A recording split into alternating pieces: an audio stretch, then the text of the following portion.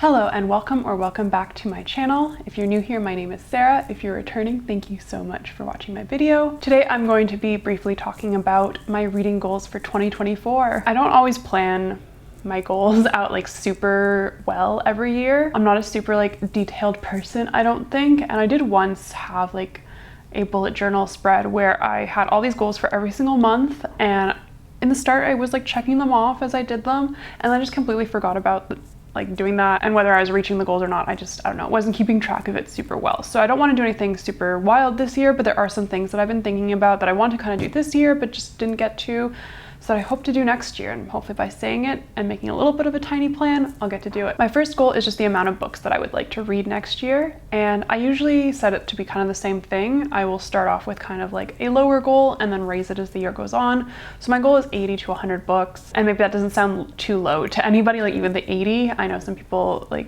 are very surprised when they find out I read so much, but reading is like the main thing I like to do. I do try to make time to read pretty much every day, so 80 to me is not super wild. And in the realms of BookTube and Bookstagram, like I do see people whose goals are even higher than that. I've seen like 200 books a year goal, which that to me is like super wild. I would be very surprised if I met someone in person who was like, yeah, I'm reading 200 books this year. I'd be like, how do you find the time? I think I started this year off with a goal of about 70 books, and I figured I would probably raise it. And I did read a lot at the start of this year when I wasn't working as much. And that did slow down, of course, once I got my full-time job, but I was still reading pretty steadily. So I did end up raising my goal to 100, and I'm about 5 books away from reaching that now. So I think I can do that. I know goals relating to the amount of books you read have become a bit like iffy lately, and we shouldn't necessarily measure like the quality of the books we read, or I don't know, someone's intelligence by how many books they read. Obviously you could read 100 super tiny books, or you can read through 100 books super speedily and not actually gain anything from doing that reading. I don't think people should be pressured to set super high goals or even to reach their goals. I think it should be for fun, and if you do want to challenge yourself to read more, that's great, but there should also not be a huge pressure on it if other things get in the way. I know not everyone reads as much as I do or as much as some of the people on BookTube do, and that's okay. I make my goal this high because I do usually reach it. I almost always read, I think I've always read at least 50 books a year since I've started like tracking my reading. And I do usually read closer to 70, 80, or even 100 books a year. There have been years where I've set my goal to be 100 and then I've lowered it to 70 or 80. I remember at busy times in university, I think I read like 55 books in one year, which is very low for me now, but just didn't have the time. So I think we should all kind of like take it easy with that goal. If you have a high goal and then halfway through the year you have to reevaluate, that's okay. And I will do the same if next year ends up being busier than I think it will be. My second goal is to read at least one nonfiction book per month. And this can be anything. This can be theory, history, or just something kind of like fun or silly, but nonfiction. It could be, I don't know that I necessarily count a memoir, but maybe someone's sort of like experience written in a nonfiction way. Like earlier this year, I read Chop Suey Nation by Anna Hui, and this is just kind of like a nonfiction narrative about a woman who starts to look into Chinese restaurants in Canada and does research on their menus, on how people from China get started in Canada, why so many of these restaurants might feel very similar. And yeah, it was a really interesting book. It was nonfiction, and yeah, it wasn't a super serious book. It wasn't a hard book by any means. It did obviously have like a bit of a narrative flow, but yeah, I don't know, something like that would be totally fine. I just want to read more about that and kind of about real stuff happening around the world, whether it is something super serious or something not. I do read a lot to kind of relax, and so fiction is a lot easier to do that with, even if it is literary fiction or like slightly more, I don't know, serious or slightly more difficult to read fiction. It's still usually a lot more relaxing than nonfiction to me. When I read nonfiction, I feel like I have to think more no matter what it is. And that's why I kind of want to read some slightly less serious, and by less serious I don't necessarily mean less important, of course, but less difficult things. I always feel like I need to take notes when I read nonfiction, and sometimes that's very important with history or theory, but with other things, like I don't necessarily need to do that. I don't always need to remember like 100% of the things I read. I do like to. I like to give people like facts or tell them something about what I've read, and it can be really hard for me to memorize that, especially when it is nonfiction. And I feel like, I don't know, I'm either getting the history of something wrong or like misrepresenting someone's like life by doing that, whereas with fiction it's so much easier for me to describe most books. But yeah, I want to challenge myself to be able to do that, and if anyone has any nonfiction recommendations, I will be taking them. There are some books I have laying around my home that I will try to get to as well, and I'm sure more coming out in the new year. This next one is kind of vague, but I'd like to try to explore a new genre every month. I mostly read literary and contemporary fiction. Sometimes I read a thriller. I feel like I usually read like at least one thriller a month, and much more rarely these days, fantasy. I used to read a lot of science fiction. I used to read a lot more YA. I guess I still read an okay amount. I only recently started reading more romance, and I'm sure there's so many other genres out there that don't even come to the top of my head. Like, I don't read a lot of classics. I don't read a lot of horror. These are genres that I have like a fleeting amount of interest in. And sometimes I'll read a really great book from one of them, but I just don't usually pick it up. This is something I might end up planning more, and maybe I'll just like choose a genre per month. I feel like if I do leave this one to be kind of like, oh, pick a genre as you go, then I might not end up doing it. I am very much a mood reader, but for something like this, I might look kind of ahead. I just haven't planned that quite out yet. But I know I do want to read a science fiction book this month. A horror novel would be cool.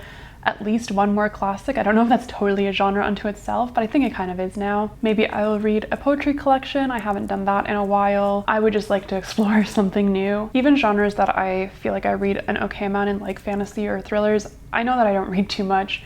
I think I might just have like a month devoted to fantasy or more fantasy. The goal is to read at least one book in that genre per month. I'm not gonna do like a whole fantasy or a whole science fiction month, but maybe if there is like 2 or 3 books that interest me in that genre, then I will try to plan them around that month. My 4th goal is to reread favorite books of mine. When I was younger, I reread books very often. And this wasn't always good because I think I missed out on reading a lot of new books. I would get very comfortable with some favorites, and it wasn't just like 3 or 4 favorites, like it was a wider array of books. But looking back, when I kind of see books that were released between the years of like, I don't know, 2007 to 2012, that I just like never really heard of or gave a chance, I think it was partially because I was rereading a lot. And I still did read quite a decent amount of books in those years, but I know a lot were rereads. However, since then, like the last, I don't know, 4 or 5 years, I've barely been rereading books. I've very much just been wanting to read new books all the time, which I feel like there's always new books coming out. I won't have a chance to read them all. It's a bit of like panic reading, I feel. I just want to get to as many books as possible.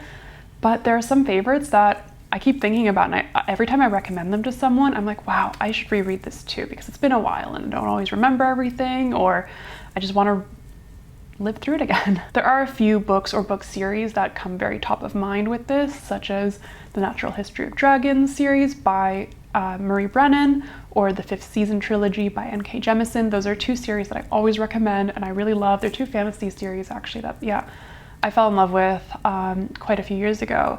And I've reread maybe both. I've definitely reread The Natural History of Dragons at least one occasion. It was kind of a long series, 5 books.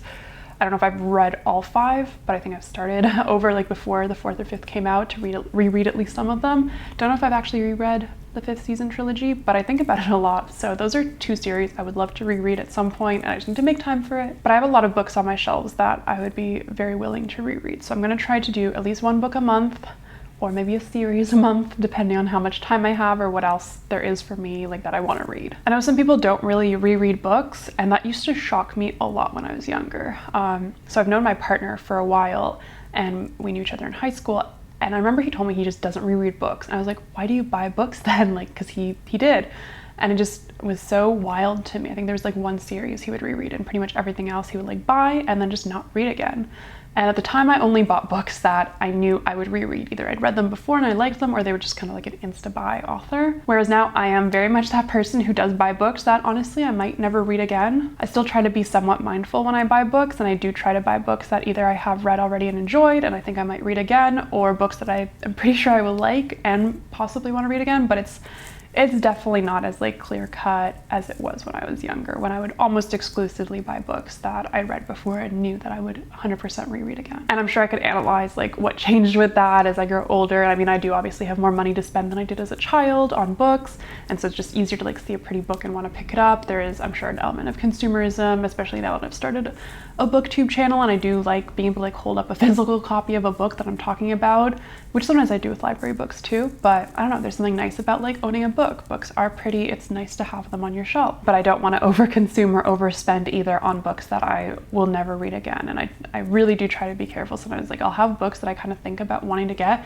and then I'll see it in a bookstore and I'll like pick it up, I'll kind of reread the back flap again or whatever, and just be like, do I actually want to own this? Would I actually not only read it once, because that also, like, there's definitely books that I own that I've not read yet, but would I read it a second time? Will this be something I recommend? So, I mean, maybe that's a whole other video talking about like that area of consumerism or buying books, and I'm sure many have made videos on that already. But yeah, I would just love to go back to some favorites, talk about them with you guys as well, because I know I would just have a lot to say on some books. And my last goal is just to read books that I already own. And this one, I am kind of torn whether I want to like super plan this out or not. Like I said, I am a mood reader, so I don't want to like force myself to read a book that I'm not necessarily feeling that month or that week or whatever. But I also feel like if I don't plan this one out, it might just not happen. There was a challenge I saw done by Emily Fox, and I'll link her video or her channel below, where she put all the books she owned but I think hadn't read yet in a jar, and she even divided it by like genre. Like she did different colors for different genres, which I thought was really pretty.